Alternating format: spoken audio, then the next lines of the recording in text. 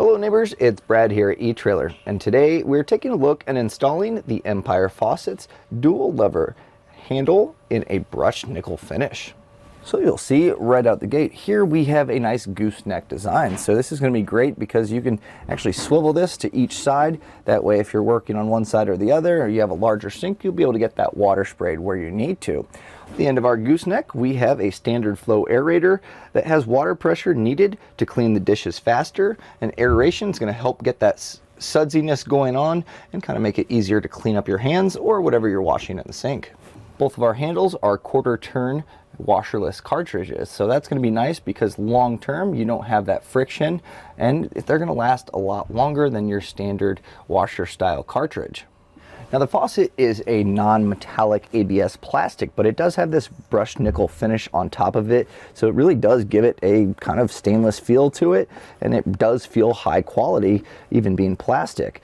Now this is just a quick, easy way to give your RV kitchen a nice new look or replace your old faucet if you're having issues with it.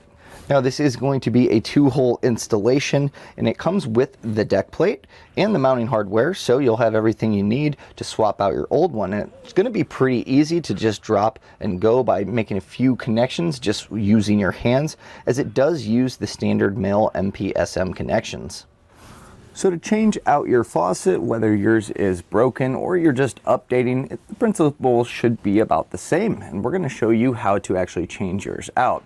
Now first thing, you're going to want to make sure that you have the water supply shut off to the camper, and you're also going to want to open up your valves just to make sure all that water is actually out of the system. That way it's going to keep that water coming out of the pipes when you unhook it down to a minimum. So once you have the water dispersed out of the system, you're going to want to make sure you have access to where this sits in the actual sink. Now many times it's going to be hard to visually see where they actually connect into the sink, as it's kind of tucked behind the basin, but really you're going to reach up and each side will have a connection to the valve, and it's just going to be a simple hand tightened on fitting. And to get these off, generally there's tabs molded onto them to make it pretty easy to just screw these counterclockwise and they should come off. Now I do recommend having something close by to catch any residual water that might come out of the pipes as you unhook them. A helpful hint while doing this, make sure that you denote which actual line goes to which side. That way you're not crossing up your hot and cold. It's not that hard to flip them, but it is going to make it a little bit easier so you don't have to crawl under here. Now sometimes you do have color coded lines like your PEX, which will have the red or blue, making it pretty easy, or sometimes the run is a little bit longer than the other, but either way, if you needed to denote it, it's going to help you long term getting this installed. So I'll just reach under here, and with my thumb on the fitting I can find the grooves there and just turn this counterclockwise until it becomes disconnected. So having one side down, this is kind of what it looks like. So as you can see, you just put your thumb, kind of reach up, feel this, and you should just be able to turn this counterclockwise. Most times these plastic on plastic don't bind up that much, so you really shouldn't have to put a pipe wrench. This should all be done just with your hands.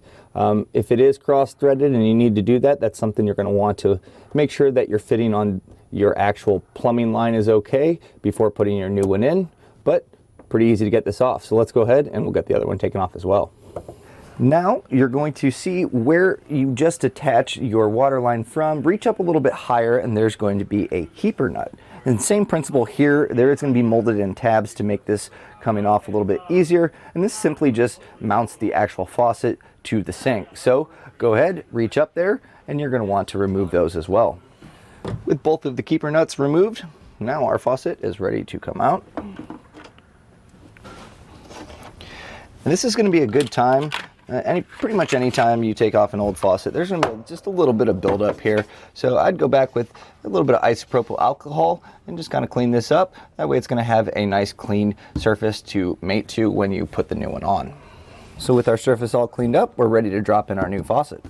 Here's our new Empire faucet that we'll be putting in, and it's going to install pretty much the opposite way that we removed the other one. So it does come with 2 new keeper nuts, so you can use your previous ones or you can use the new ones, doesn't matter. But at this point, you might want to get a little bit of tile or some caulk for your sink.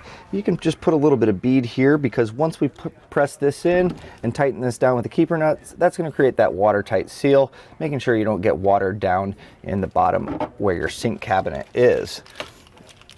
So I have it in place. I'm going to just take my keeper nuts here, and I'm going to just put it on to where it's slightly snug, but I can still get a little bit of movement on it.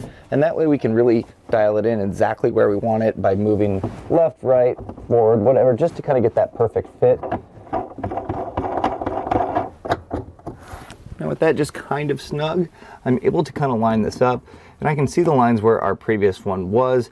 And even with cleaning, sometimes there's just lines left over. So I'm going to move this up just to kind of hide that, and then center it up exactly where I want it. And as I hold that in place, just tighten down the keeper nuts.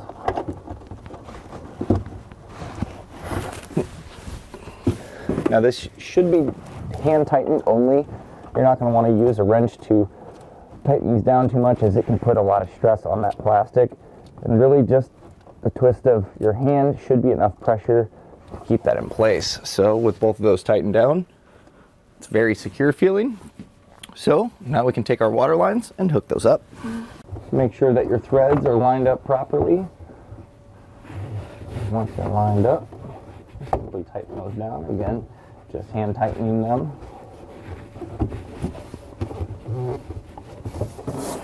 Now with our proper water lines hooked up to our faucet and tightened down by hand, we're ready to turn the water supply on, and we're going to check for leaks. So have these shut off still.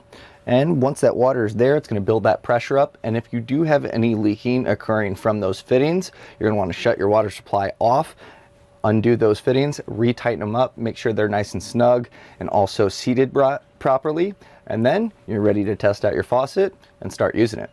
And that was a look and installation of the Empire Faucets RV kitchen faucet with 2 lever handles and a brushed nickel finish. Thanks for watching.